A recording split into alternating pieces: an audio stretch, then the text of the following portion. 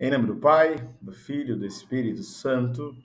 Amém. Estamos iniciando aqui mais um encontro dentro da Escola Católica da Fé, nas cartas de Paulo, onde nós dividimos as cartas em três grandes blocos.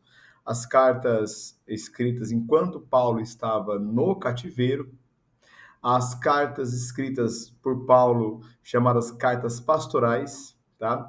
E as cartas que nós podemos dizer também são cartas maiores, né? Cartas aos Romanos, aos Coríntios, aos Gálatas. Então, nós vamos trabalhar hoje, para a gente finalizar esse primeiro bloco, a carta de Paulo aos Colossenses, que são as cartas enquanto Paulo estava na prisão. E a próxima carta será a Filemon, que nós vamos trabalhar também. Então, na carta de Paulo aos Colossenses, uma grande mensagem precisa estar destacada. Tudo começa e termina em Deus. Se tudo começa e termina em Deus, as atitudes que eu tenho na minha vida precisam ser transformadas, pois eu sou uma nova criatura. Então é importante ter em mente que, ao falarmos das cartas de Paulo, especialmente a, a essa comunidade de Colossenses, nós vamos compreender a importância de transformar a minha conversão em Cristo em algo visível. A transformação no cristianismo é tão difícil porque ela acontece de dentro para fora, tá? Não é algo de fora para dentro. E transformar aquilo que está em oculto, aquilo que está em segredo, é muito mais difícil. Porque não tem ninguém nos aplaudindo, porque não tem ninguém reverenciando a nossa mudança. No entanto, quando essa mudança ela é feita de forma genuína, não tem por onde nós corrermos, né? A, a, a mudança ela é visível realmente, tá bom? Então vamos trabalhar hoje aqui as cartas de Paulo, especialmente carta de Paulo aos Colossenses, tá? Para nós começarmos a nossa conversa aqui hoje, né? Você já se perguntou como viver uma fé autêntica em meio a tantas influências ao nosso redor? Primeira parte dessa pergunta aqui, ela é bem importante, né? Você já se perguntou como viver uma fé autêntica? Porque se a nossa fé realmente estiver fundamentada em Cristo, ela vai ser autêntica. Mas será que nós estamos realmente vivendo uma fé que tem a raiz no próprio Cristo Jesus? Será que nós estamos vivendo uma fé que, independente do que aconteça, eu não duvido da presença de Deus na minha história? E a segunda parte da pergunta é importante, em meio a tantas influências ao nosso redor. Então percebe que nós estamos aqui num grande problema, tá? Eu preciso entender como eu posso viver a minha fé e que ela seja uma fé autêntica, e sendo autêntica, como essa fé vai resistir a tantas influências ao nosso redor. Então, a carta de Paulo aos Colossenses é dentro desse contexto, onde as influências é, agnósticas, as influências do paganismo, não como nós temos hoje, né, mas as ideologias daquela época também faziam parte da estrutura social da época. E como viver uma fé autêntica, uma fé real, diante de tantas influências ao nosso redor, né? Que vinham com questionamentos, que vinham colocando um pouco de dúvida naquela fé que começava a se estruturar. Então, guarda essa pergunta para que a gente possa refleti-la também no decorrer do nosso bate-papo aqui, tá? Antes de mais nada, você tem que estar com a sua Bíblia na mão aí para a gente poder debater. Bom que você vá comigo aqui nessa jornada dentro da carta de Paulo aos Colossenses, mas olhando o texto bíblico, tendo contato com a sua Bíblia, porque é importante, né? Ela é uma grande fonte de conhecimento e sabedoria para todos nós aqui, ok? Tá bom? Então, a grande mensagem de Paulo é que tudo começa e termina em Cristo. A grande mensagem de Paulo e também dos 12 apóstolos é que, independente do nosso projeto, independente daquilo que nós acreditamos, a grande mensagem é que isso vai começar e vai terminar em Cristo. Todos os nossos sonhos, os nossos desejos, tudo aquilo que a gente pensa como realização pessoal, se não começar e não terminar em Cristo, não vai fazer sentido nenhum. Você que é casado, você que tem filhos e que pretende colocar nesse mundo pessoas que têm um olhar diferente para a vida, se todo o seu relacionamento, se todos os seus momentos de ensinar seus filhos, ou estar com a sua esposa, ou com o seu marido, não começar e não terminar em Cristo, ele está fadado ao erro. E isso nós temos que combater. Tá bom? Então, vamos iniciar aqui esse nosso bate-papo um pouco mais profundo, olhando também aqui para o texto bíblico, né? Antes, porém, vamos um pouco a onde essa carta ela é escrita, em que ano que ela é escrita. Então, escrita pelo apóstolo Paulo, né? Provavelmente na prisão, ele estava em Roma preso, aonde que algum tempo depois seria o seu fim último, né? Paulo seria decapitado extramuros, ou seja, fora dos muros de Roma. Até mesmo se você já visitou Roma, né? E foi a basílica dedicada a Paulo, tá lá assim, Basílica Extramuro, porque Paulo foi decapitado fora dos muros de Roma. Por ser um cidadão romano, a pena capital não era concedida, né? Então, ele não poderia ser morto ali dentro de Roma por ser um cidadão romano. Então, Paulo é levado para fora dos muros de Roma e lá ele é decapitado, né? Para quem que essa carta se destina? Essa carta se destina aos cristãos em Colossos, né? Hoje nós conhecemos como a Turquia, dá para ver até no mapinha aí, a Turquia que fica ali naquela região logo abaixo da Ucrânia, né? Logo tem pertinho dali a Geórgia, né? Perto do Iraque, da Síria. Então é uma região de muito conflito. Então, desde aquela época, era uma região de um grande comércio, era uma região importante economicamente falando, e Paulo passa por essa região, funda uma pequena igreja, né? Paulo funda uma igreja naquele lugar, e depois Paulo vai animando, né? Vai exortando aqueles primeiros cristãos para que eles possam combater, primeiramente, as heresias e as falsas doutrinas, tá? E essas falsas doutrinas estavam ameaçando a fé dos colossenses. Então,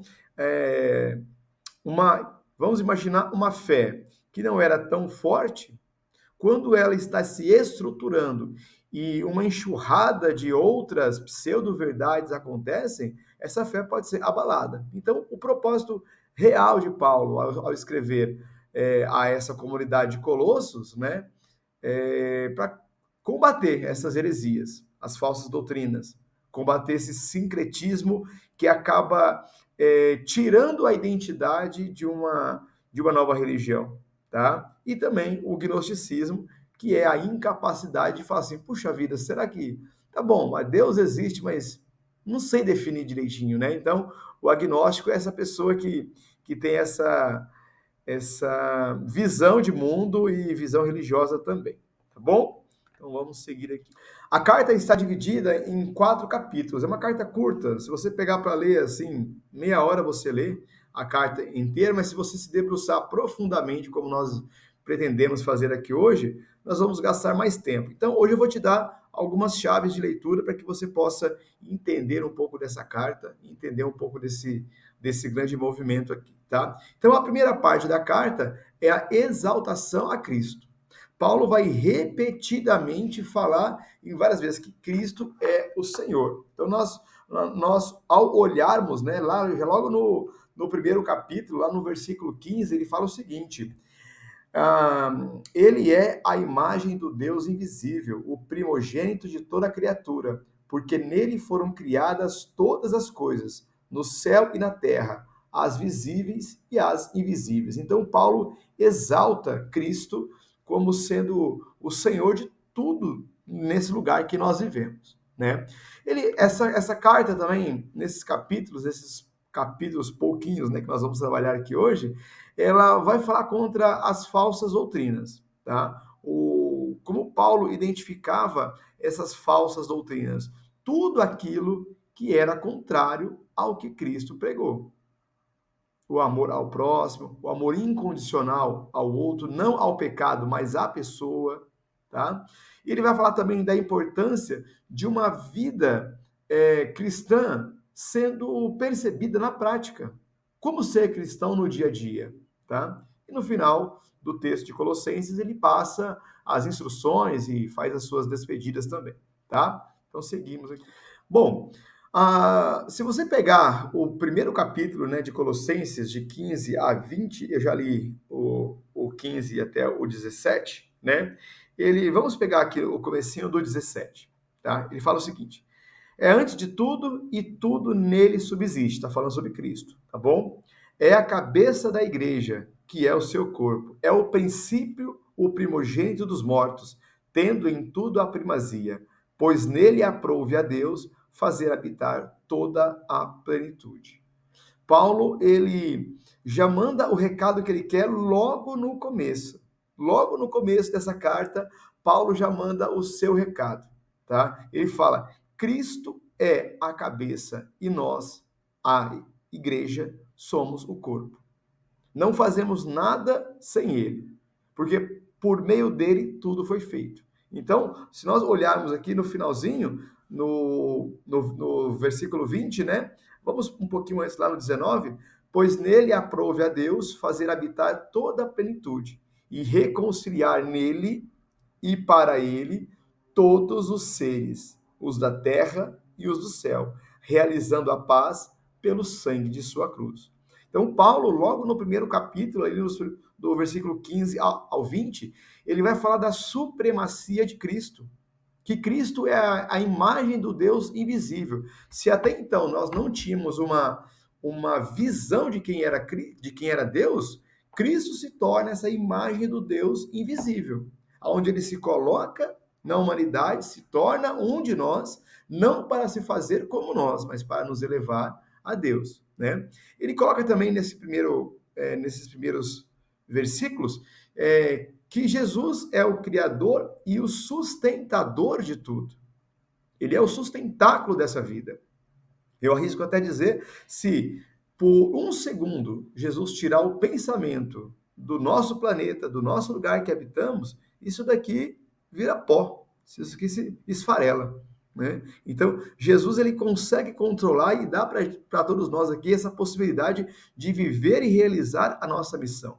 E aí, ele arremata dizendo também que tudo foi reconciliado por meio dele. Tá? E a grande pergunta para a gente olhar para esse primeiro capítulo: será que Cristo ocupa o centro da minha vida? Será que Cristo é realmente o ponto nevrálgico onde eu quero olhar e dar a minha vida? Será que tudo que eu faço passa por Cristo? Os meus projetos e sonhos, desejos e vontades passam pelo crivo de Cristo? Essa pergunta precisa ser respondida por você. Então, quando você for retomar a leitura de todo o texto, coloca essa pergunta como base. Será que Cristo hoje ocupa o centro da minha vida? Será? Tá? E aí nós seguimos aqui. Quando nós falamos sobre essa de Cristo, né, e ela é tão importante, no capítulo 2 de Colossenses, ele vai falar para a gente sobre o cuidado que nós devemos ter ao darmos ouvido aos falsos ensinamentos, tá? Paulo nos alerta para os falsos ensinamentos. Por quê?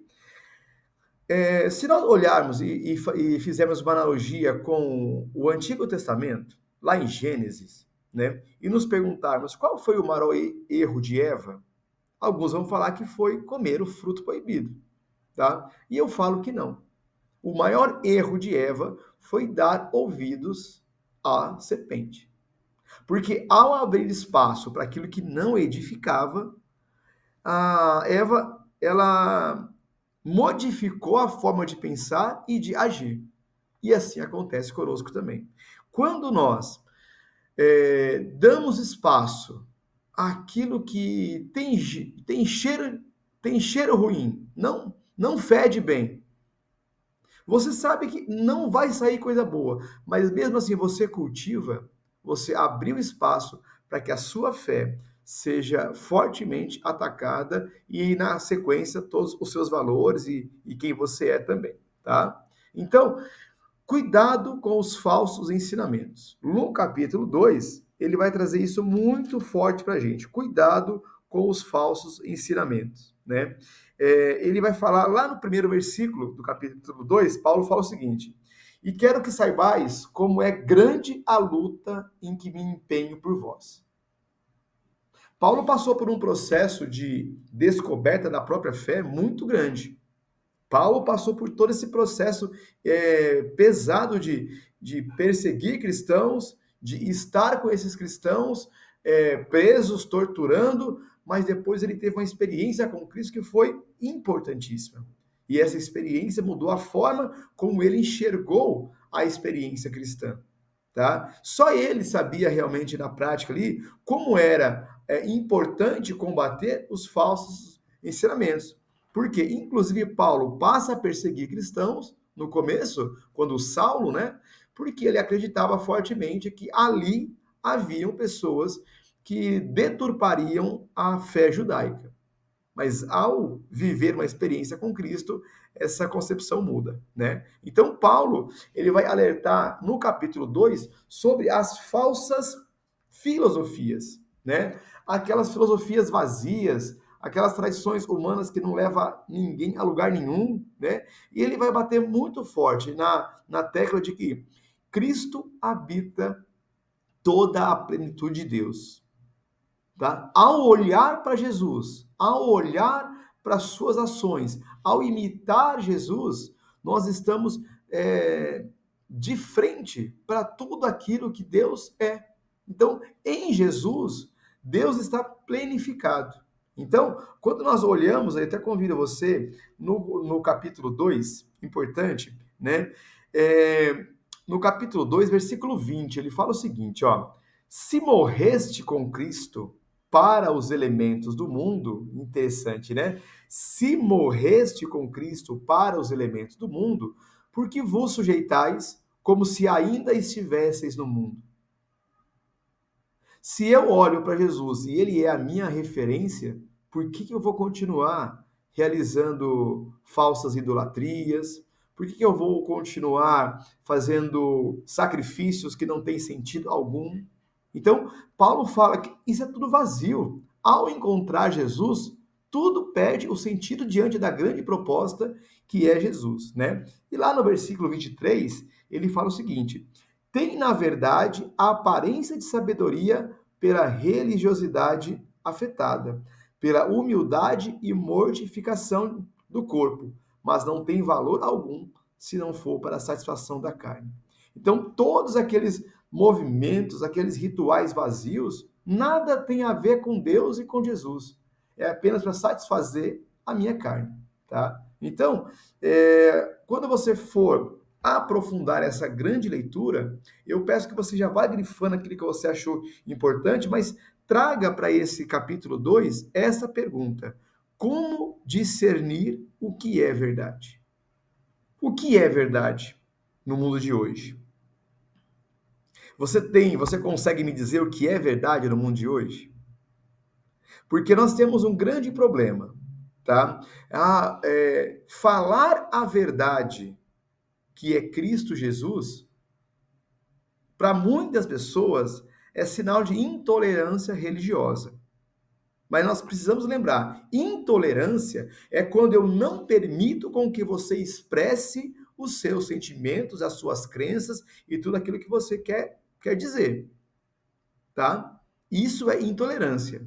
Agora, falar o que eu acredito e colocar com evidências o que é a verdade e onde está a mentira, isso nunca pode ser intolerância, tá bom? Então nós temos que ter isso muito em mente, né? Até, às vezes eu falo sobre isso, né? O fato de você não gostar da minha resposta não significa que eu não dei a resposta.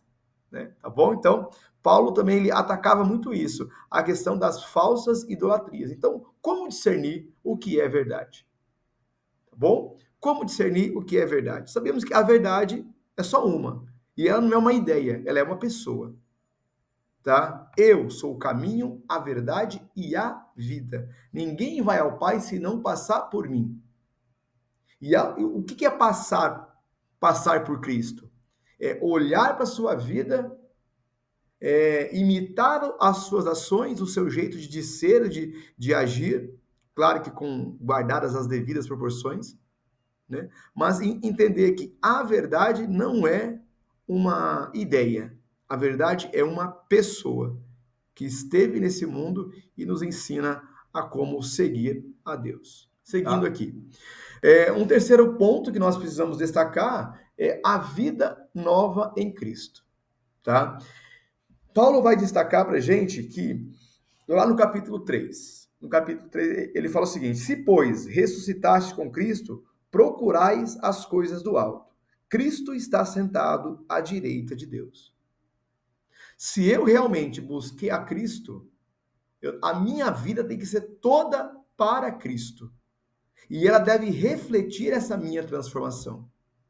Tá? Então não adianta nada você realizar um estudo, você mudar a sua experiência religiosa, você rezar mais e a missa, comungar, se externamente você também não alterar o jeito de viver. Então, ao buscar as coisas do alto, como diz aqui no capítulo 3, versículo 1, nós precisamos mudar o jeito de ser, para que ao mudar o jeito que eu sou, automaticamente eu vou mudar a forma de agir com as pessoas e as pessoas irão perceber a minha mudança.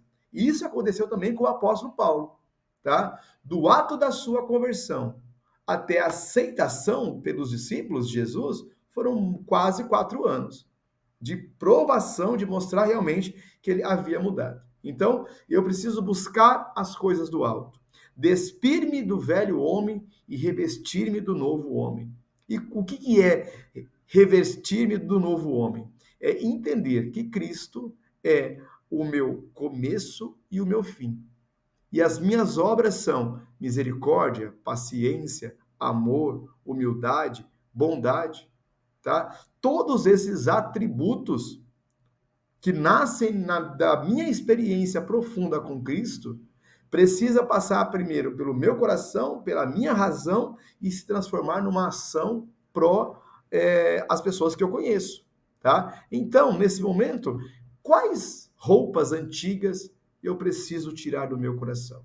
Porque nós temos muitas coisas que não edificam e não são boas para todos nós, ok? Para a gente ir para o nosso finalzinho aqui já, nesse nosso bate-papo da carta, que eu estou propondo aqui uma reflexão para que você, ao ler o texto, encontre e detecte pontos chaves, né? E as questões vão te ajudar a aprofundar nesses momentos também, tá bom? Vida cristã nas minhas relações. Como é estar em Cristo Jesus? O que isso tem que a ver com a minha história? Não? Então, se nós olharmos aqui, ó, no capítulo 3, versículo 19, versículo 20, para ser mais preciso. Filhos, obedecei aos vossos pais em tudo, pois isso é agradável ao Senhor. Pais, não irriteis vossos filhos, para que eles não desanimem. A relação familiar, ela é vista por Paulo como algo central e importante, uma resistência contra qualquer doutrina, filosofia vazia, estéril da verdade que é Cristo. Então, a família é uma resistência muito grande a uma sociedade que prega o desamor, a morte, a violência e tudo aquilo que é contrário à experiência de Jesus. Por isso, ele fala: filhos, respeitem seus pais. Mas também fala: pais, cuidem da relação com os seus filhos. A responsabilidade que eu, como pai, tenho com as minhas filhas tem que ser ao ponto de eu dar a minha vida literalmente por elas, para que elas tenham vida. Eu preciso educar as minhas filhas para que elas cresçam e saibam como se colocar nesse mundo. Não como pessoas qualquer, mas como pessoas que entendem, que percebem a realidade da vida e ajam como Cristo agiria. Por isso que o papel de um pai e de uma mãe não é tratar o filho como se ele fosse um bichinho de pelúcia, que você enfeita, que você leva para uma festa, que você coloca um penteado diferente, uma roupinha legal. Mas a grande missão do pai e da mãe está na educação, na fé desse filho, dessa filha. Fazer com que essa pessoa que foi confiada a você por Deus reflita o amor de Deus. Por isso, nesse capítulo 3 e 4, a pergunta vem muito forte para você. Como vivo minha fé nas minhas relações diárias? E aqui você pode extrapolar para o seu trabalho, para o seu social, mas foca bastante na sua relação familiar.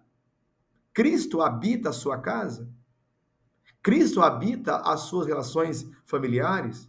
A sua relação entre esposa e marido, entre esposa e o marido, entre os pais e os filhos, refletem o amor de Deus?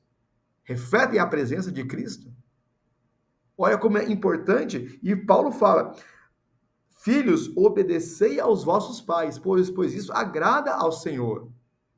Pais, não irriteis vossos filhos, para que eles não desanimem. E ao desanimar, eles vão escolher outro caminho.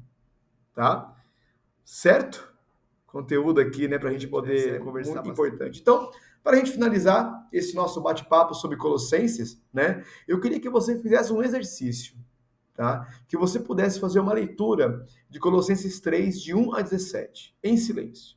E depois, eu gostaria muito que você pudesse refletir sobre os versículos que você leu nessa carta, que ela é curta, tá? Qual o versículo que mais falou diretamente com você?